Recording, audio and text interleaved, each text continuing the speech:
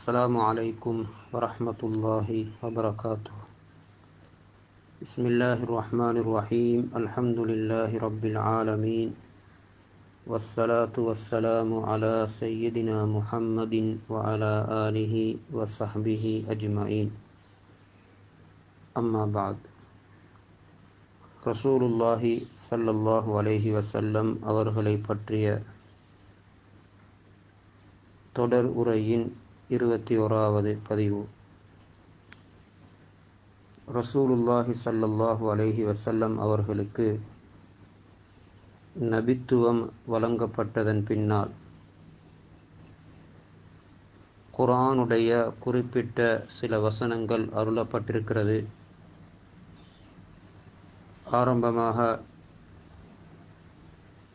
சூரத்துல் கலமுடைய ஆரம்ப வசனங்கள் இக்ரா பிஸ்மி ரப்பிக்கல்லதி ஹலக் என்ற அந்த முதல் 5 வசனங்களின் மூலம் முதல் கட்டமாக வஹி அவர்களுக்கு அருளப்பட்டது.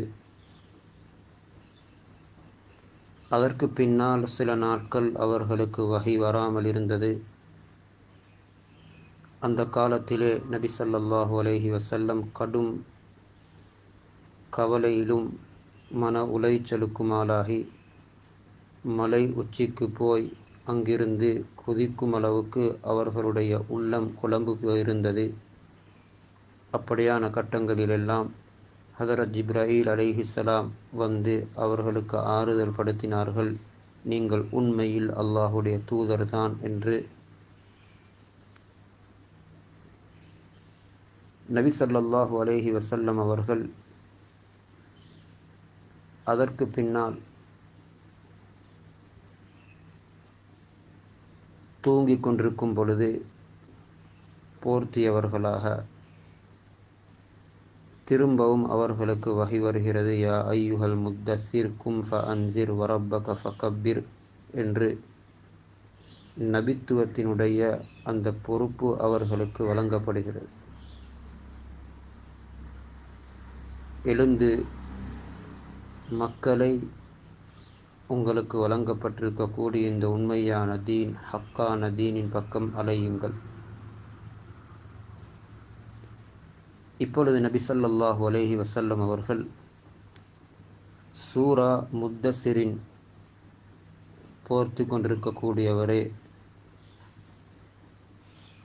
கும் ஃபஅன்சிர் வரப்பக ஃபகப்பிர் வர்ருஜுத ஃபஹ்ஜுர், எழுந்திருங்கள், மக்களை அச்சமூட்டி எச்சரிக்கை செய்யுங்கள், உங்களுடைய ரப்புடைய குதிரத் வல்லமைகளை பேசுங்கள் என்ற அந்த அழைப்பு பணி அவர்களுக்கு பொறுப்பு கொடுக்கப்பட்டதன் பின்னால் அன்று நபி ஸல்லல்லாஹு அலைஹி வஸல்லம் எழுந்தார்கள்.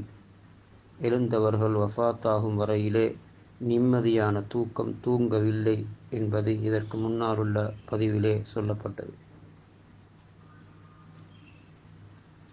என்றாலும் அழைப்பு பணியிலே ஈடுபட வேண்டும், மக்களை ஒரு உண்மையான தீன் மார்க்கத்தின் பக்கம் அழைக்க வேண்டும். ஆனால் அந்த மக்கள் இருந்த நிலையோ ஒரு பயங்கரமான நிலை.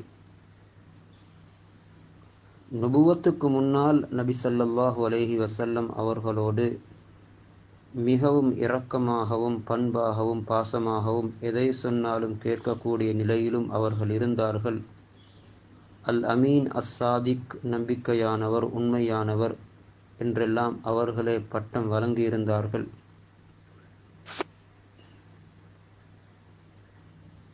அதே போன்று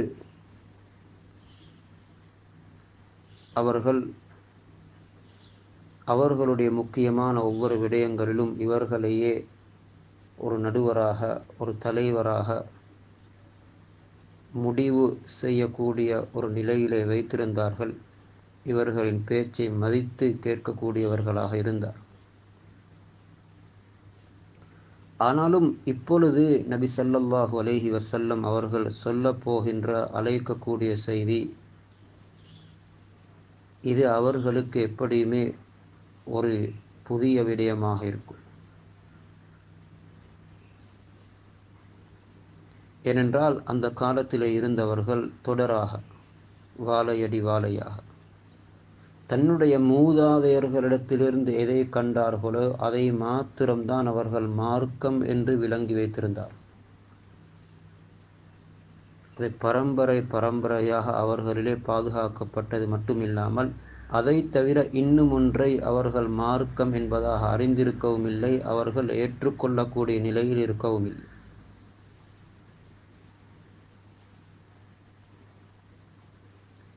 இரண்டாவது, அவர்களிடத்தில் ஒரு வகையான பிடிவாதம்,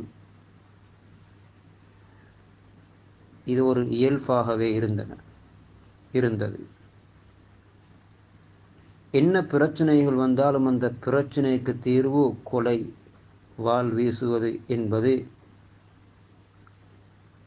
அவர்களுடைய ஒரு பொதுவான பழக்கமாக இருந்தது.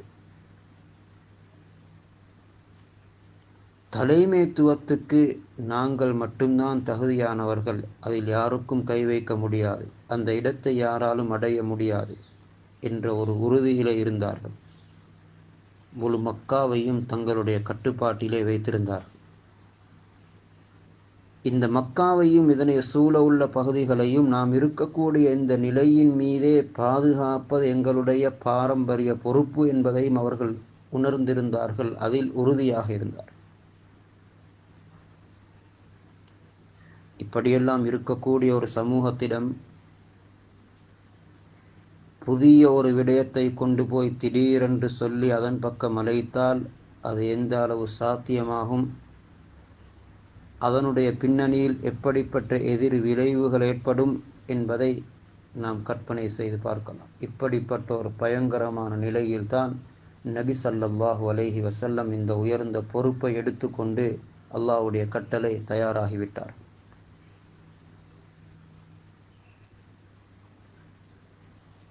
ஆனாலும் அவர்கள் மிகவும் ஒரு அழகிய நடையில் ஹிக்மத்தான முறையிலே தன்னுடைய இந்த பொறுப்பை செய்வதற்கு ஆரம்பித்தார்கள். அவர்களுக்கும் பாதிப்பு வராத அமைப்பில் அழகான முறையிலே இந்த உழைப்பு பணியை அல்லாஹ்வினுடைய வழிகாட்டலில் ஆரம்பித்தார்கள். பகிரங்கமாக அழைப்பு செய்ய முடியாது, முதல் கட்டமாக இரகசியமாகவே இந்த விடயத்தின் பக்கம் மக்களை அழைக்க வேண்டும். அதிலும் முதலாக பகிரங்கமாக பொதுவாக இந்த விடயத்தின் பக்கம், இந்த உயர்ந்த தீனின் பக்கம் அழைக்காமல் முதலாவதாக தன்னுடைய நெருங்கிய குடும்பத்தார், தன்னுடைய நெருங்கிய நண்பர்கள், தனக்கு நம்பிக்கையானவர்கள், இவர்களை தெரிவு செய்து இரகசியமாகவும் தனிப்பட்ட முறையிலும் இந்த இஸ்லாம் என்ற உயர்ந்த மார்க்கத்தை அறிமுகம் செய்தார்கள். முதலாக நபி ஸல்லல்லாஹு அலைஹி வஸல்லம் பார்த்தார்கள், அவர்களில் யார் உண்மை என்று வரும் பொழுது அதனை எப்படிப்பட்டவர்கள் சொன்னாலும் ஏற்றுக்கொள்ளக்கூடிய தன்மையுள்ள மக்கள் சமூகத்தில் எல்லா அடிப்படைகளில் உள்ளவர்களும் இருப்பார். உண்மையை ஏற்றுக்கொள்ளக்கூடியவர், நியாயத்தை எப்பொழுதும் சரி காணக்கூடியவர்கள். அங்கே அவர்கள் இனம், மதம், கோத்திரம் பார்க்கமா, அப்படிப்பட்ட உள்ளங்கள் எல்லா காலங்களிலும் இருப்பார். இப்படிப்பட்டவர்களையும் நபி ஸல்லல்லாஹு அலைஹி வஸல்லம் அடையாளம் கண்டார். அப்படியானவர்களிடம் போய் தன்னுடைய இந்த நபித்துவம் கிடைத்த செய்தியையும் தான் ஒரு உண்மையான மார்க்கத்தை கொண்டு வந்திருக்கக்கூடிய அந்த விடயத்தையும் சொல்லி தனிப்பட்ட முறையிலே அவர்களுக்கு விளங்கப்படுத்தினார். இப்படியாக தெரிவு செய்யப்பட்டு முதலில் தன்னுடைய இந்த பொறுப்பை, இந்த உண்மையான தீனை எத்தி வைப்பதற்கு தெரிவு செய்தது நபி ஸல்லல்லாஹு அலைஹி வஸல்லம் அவர்கள் தன்னுடைய மனைவி அன்னை ஹதீஜா ரலியல்லாஹு அன்ஹா. அதே போன்று நபி ஸல்லல்லாஹு அலைஹி வஸல்லம் அவர்களின் அடிமை ஸைத் இப்னு ஹாரிஸா ரலியல்லாஹு அன்ஹு. அதே போன்று நபி ஸல்லல்லாஹு அலைஹி வஸல்லம் அவர்களின் பராமரிப்பில் இருந்த சிறுவர் ஹதரத் அலி ரலியல்லாஹு அன்ஹு. அதே போன்று தன்னுடைய உற்ற தோழராக இருந்த அபூபக்கர் ரலியல்லாஹு அன்ஹு.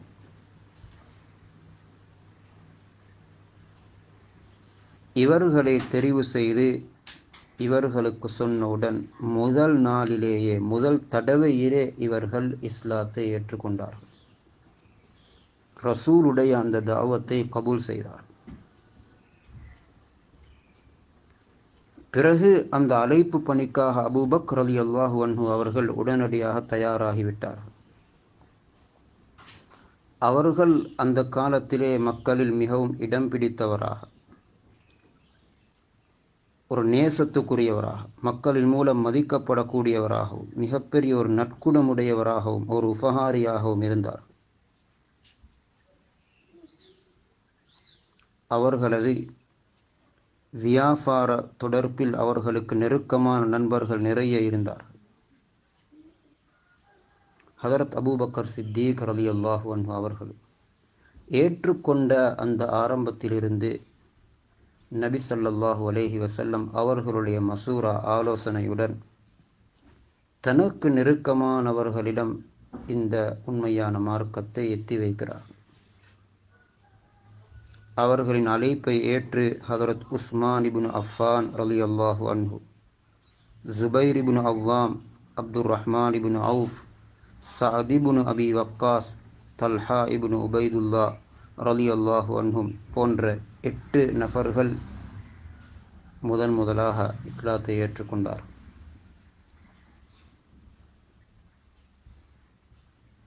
அதற்கு பின்னால் இந்த உம்மத்தில் அமீனு ஹாதிஹில் உம்மா, இந்த உம்மத்தினுடைய நம்பிக்கையாளர் என்று பட்டம் சூட்டப்பட்ட அபு உபைதா ஆமீர் இப்னு ஜர்ராஹ், அதே போன்று அபு சலாமா இப்னு அப்துல் அசத், அவரது மனைவி உம்மு சலமா, அர்க்கம் இப்னு அபுல் அர்க்கம், உஸ்மான் இப்னு மல்ஊன், அவர்களது 2 சகோதரர்கள் குதாமா, அப்துல்லா, உபைதா இப்னு ஹாரிஸ், சயீத் இப்னு ஜெயித், அவர்களது மனைவி ஃபாத்திமா பின்து ஹத்தாப், ஹதரத் உமர் ரலியல்லாஹு அன்ஹு அவர்களின் சகோதரி, அதே போன்று ஹப்பாப் இப்னு அரத், ஜாஃபர் இப்னு அபு தாலிப், அவர்களது மனைவி Asma bint Umais, Khalid ibn Saeed ibn Aas, அவர்களது மனைவி Umaina bint Khalaf, Amr ibn Saeed ibn Aas, Hatib ibn Haris, அவர்களது மனைவி Fatima bint Musallil, Khattab ibnul Haris, அவர்களது மனைவி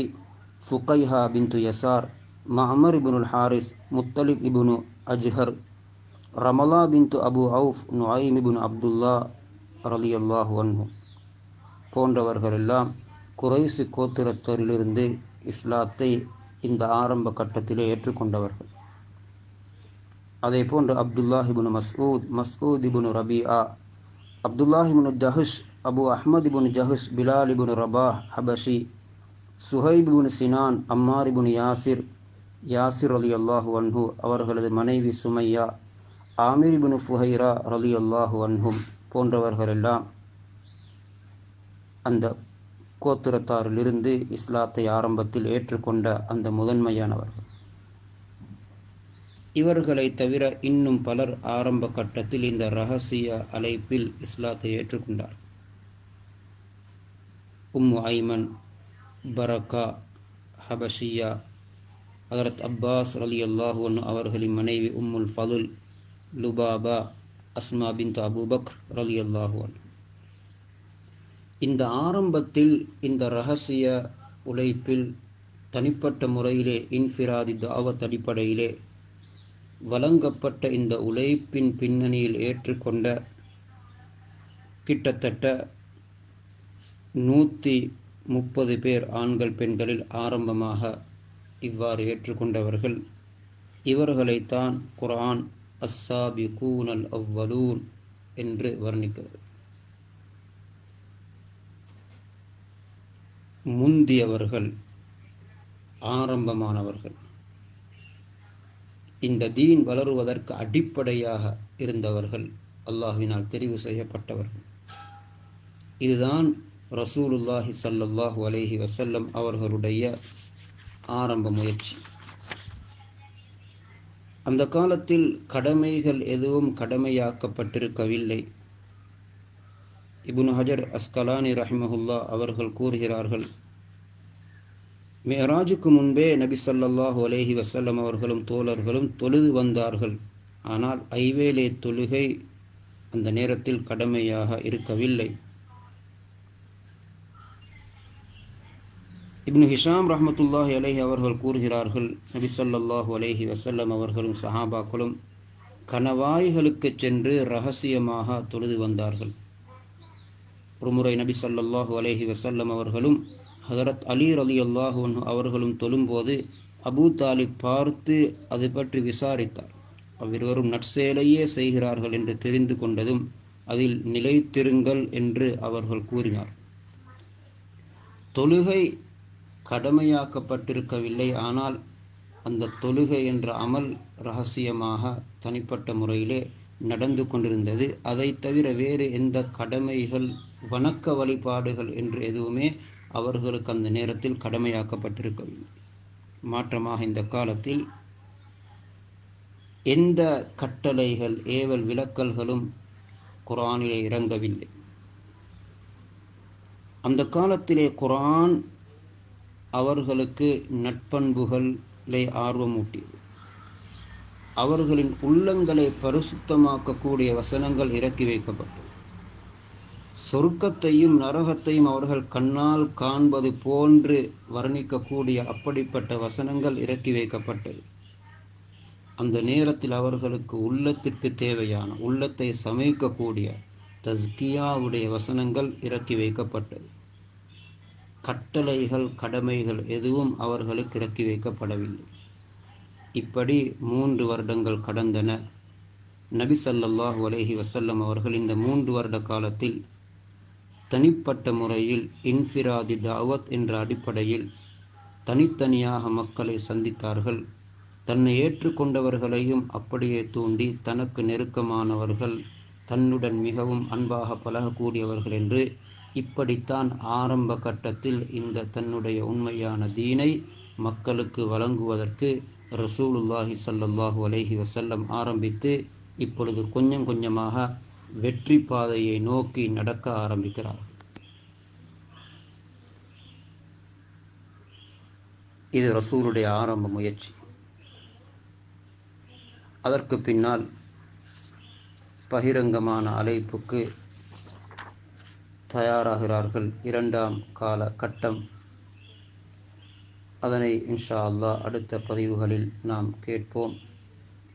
எனவே இந்த உயர்ந்த பரிசுத்தமான உண்மையான தீனை சுமந்து வந்த அல்லாஹ்வுடைய கட்டளை, இந்த தீனை மக்களுக்கு சொல்லுங்கள் என்பதை கேட்டவுடன் எங்களுக்காக வேண்டி, உம்மத்துக்காக வேண்டி இரவையும் பகலையும் அர்ப்பணித்த, உலகத்தில் நாம் அனுபவிப்பதை போன்று சந்தோஷமாக நிம்மதியாக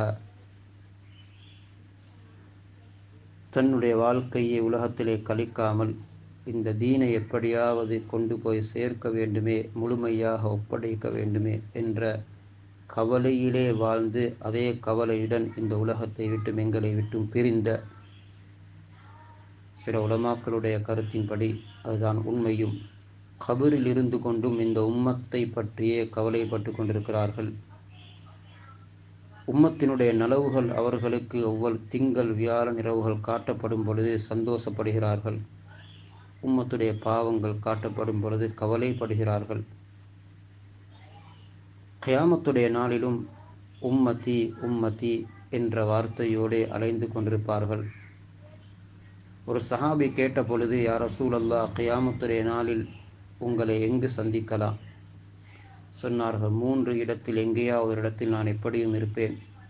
சிராத்திலே என்னை தேடுங்கள், அல்லது நன்மை தீமை தட்டு நிறுக்கப்படக்கூடிய இடத்தில் என்னை தேடுங்கள், அல்லது ஹவுதுல் கௌசர் என்ற அந்த நீர் தடாகத்திலே அந்த இடத்தில் என்னை தேடுங்கள். இந்த 3 இடத்தில் ஏதாவது ஒரு இடத்தில் நான் உங்களுக்கு தவற மாட்டேன். உம்மத்துடைய இந்த சிரமம், கஷ்டப்படக்கூடிய இந்த இடங்களிலெல்லாம் வந்து தன்னுடைய சொந்த பிள்ளைகளை போன்று அதைவிட அரவணைத்து இந்த கட்டத்தில் உம்மத்தை எப்படியாவது கரை சேர்க்க வேண்டுமே என்ற கவலையில் தான் ரசூலுல்லாஹி ஸல்லல்லாஹு அலைஹி வஸல்லம் கியாமத்திலும் அலைந்து கொண்டிருப்பார்கள். எல்லா நபிமார்களும் நஃப்சி நஃப்சி என்று தன்னை பற்றி பயந்து கொண்டிருக்கும் பொழுது உம்மதி உம்மதி உம்மதி என்ற கவலையிலே மஹ்சர் மைதானத்திலும் அலைந்து கொண்டிருப்பார்கள்.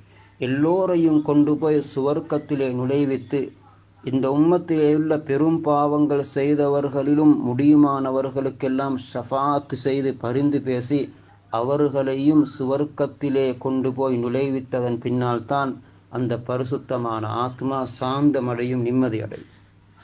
இப்படிப்பட்ட ஹபீபை, ரசூலை, எங்களுடைய உயிருள் மேலான ஸல்லல்லாஹு அலைஹி வஸல்லம் அவர்களை அதிகமாக நேசிப்போம். அன்னாரின் மீது அதிகம் அதிகம் அதிகம் ஸலவாத்து சொல்லுவோம். இன்று ஜும்ஆவுடைய நாள். ஒரு நெருக்கடியான கட்டத்தில் இருக்கிறோம். மஸ்ஜிதுகளுக்கு போக முடியாமல் இருக்கிறோம். ஸலவாத்து அதிகமாக ஓதுவதன் மூலமும் நெருக்கடிகளில் இருந்து வெளியிலே வரலாம். எனவே இன்றைய நாளை ஸலவாத்துக்கென்றே ஒதுக்குவோம். ஆயிரக்கணக்கான ஸலவாத்துகளை ஓதுவோம். அன்னாரை கபரிலிருந்து கொண்டும் சந்தோஷமாக எங்களுடைய அமால்கள், ஸலவாத்துகள் அவர்களுக்கு சலாம் எத்தி வைக்கப்படுகிறது. அந்த ரசூலுடைய பரிசுத்தமான உள்ளத்தை சந்தோஷப்படுத்துவோம். அல்லாஹ் ஜல்ல சுப்ஹானஹு வ தஆலா எங்கள் எல்லோரையும் பொருந்திக் கொள்வானாக, ஏற்றுக்கொள்வானாக. ஸல்லல்லாஹு அலா முஹம்மத் ஸல்லல்லாஹு அலைஹி வஸல்லம். வ ஆகிரு தஅவானா அல்ஹம்துலில்லாஹி ரப்பில் ஆலமீன்.